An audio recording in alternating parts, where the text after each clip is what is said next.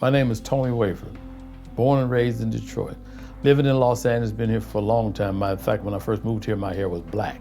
Got into the health field purely by accident. A friend of mine was actually working in the field of HIV and AIDS, and she needed to get people tested. And at the time, I was working in entertainment.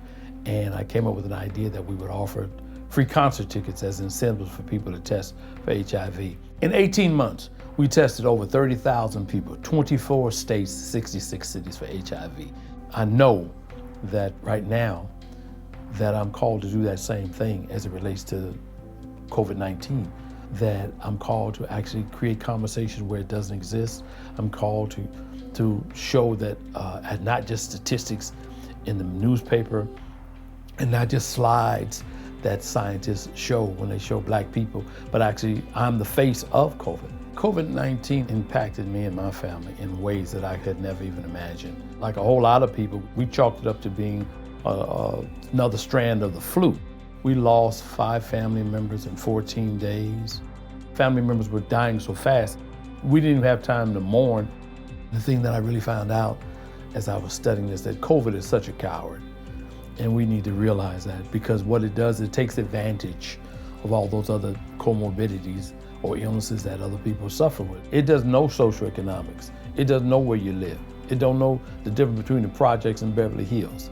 So I think we all have to come together to solve this problem. Everybody's heard the saying, when white America catches a cold, black America catches pneumonia. We're always disproportionately impacted by every disease state known to man.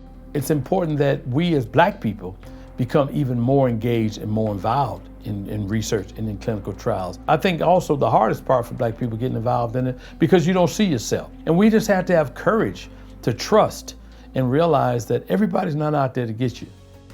If someone would ask me, why should you join the ACTIV-2 study? I'd say because that's your opportunity to contribute. That's your opportunity to save lives. You may not be a scientist, you may not be a doctor, you may not be an epidemiologist or nurse or anything, but we all have a role to play. What is that we need to do to make the difference, to come up with vaccines, to come up with the treatments that we need in order to rescue and reconstruct ourselves as people. Your role could be actually being a part of a study that can save hundreds of thousands of millions of lives. We can take this information around this ACTIV-2 study, we can take it to our churches, we can take it to our social, civic organizations, our elected officials, and we can actually have that conversation. See what role can we play?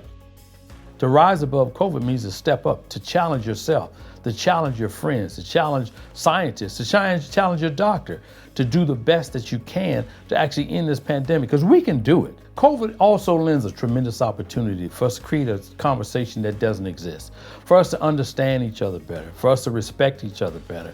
I know that probably the most important thing that we can do now is to believe that we can overcome. We've overcome every barrier that has ever been put before us. And it's up to us to create the good world that we all want and deserve to live in.